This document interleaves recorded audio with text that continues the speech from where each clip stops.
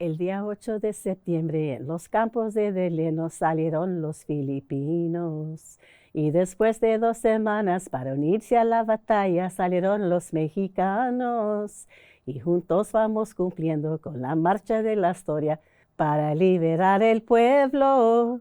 ¡Viva la revolución! ¡Viva nuestra asociación! ¡Viva huelga en general! ¡Viva la huelga en el fil!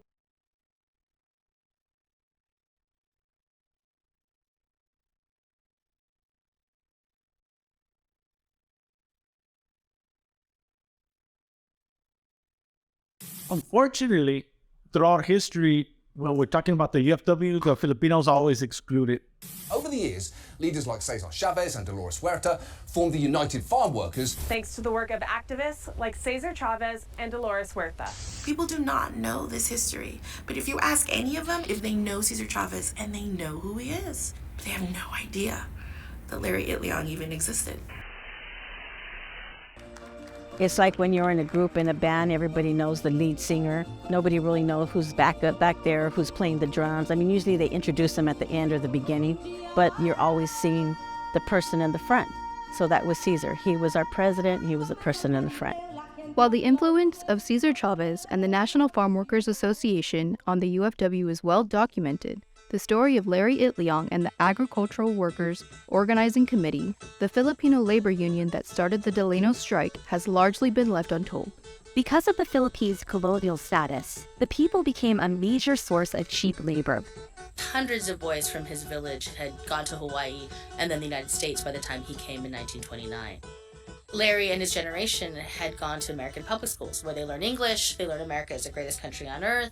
Their teachers tell them that they could pick gold up off the streets. You know, he didn't take into account the racism that Filipinos were going to endure, the segregation, the fact that he would be barred from citizenship. He didn't know any of that. He thought this was the greatest country on earth, and what the hell is happening? Facing a harsh new reality in the U.S., Larry decided to fight for the rights that he and his fellow Filipino workers were denied, and in the process began a series of successful and sometimes unsuccessful labor movements. Pretty much from the moment he steps onto American soil, he becomes part of this struggle for justice, equality, and fair wages. He was a person of action, and he was powerful. People respected him. And somehow, if you had a conversation with him, he transferred that to you. That was something about Larry. He had an essence, even if he was just sitting there all quietly with a cigar in his mouth. Even though Larry and the AWOC had recently won the fight for higher wages in Coachella, the strike in Delano was in danger of becoming a failure, mainly due to strike-breaking tactics implemented by farm owners that put Filipino and Mexican laborers at odds.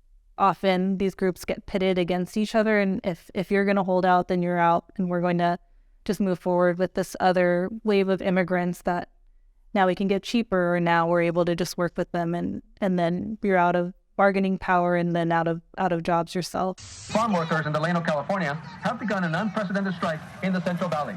Filipino and Mexican workers have joined forces to demand fair wages and better working conditions for their members. The sheriffs, the police, the ranchers, even the Teamsters, they were all together in bed.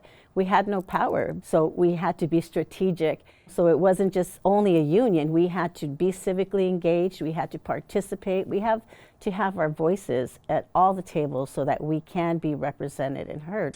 A lot of the Filipino labor organizers, even though they kind of came in with a lot of experience and a lot of organizing tactics that really helped win a lot of different strikes for their movement, because they were of an older generation, their concerns were dismissed in terms of like coming up with the strategy and tactics. Because of numbers, one group was always going to dominate the other one. So that the minority group within the minority, their voice is never going to be heard. Despite concerns about joining forces from both sides, the AWOC and NFWA merged in 1966 to form the UFW. From there, the stories many of us learned in elementary school played out. The Great Delano Grape Boycott, the March to Sacramento, Caesar's hunger strike, and his meeting with Robert Kennedy Jr., all culminating 5 years later in 1971 with the signing of the Salinas Valley labor contracts.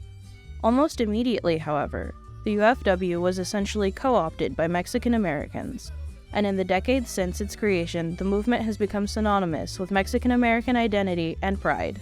Larry left the UFW in 1971 and quickly faded from the history books. We need to do a better job in showing that aspect, where the Filipino Americans were protesting, they were fighting and organizing. The focus always has to be what unites us both.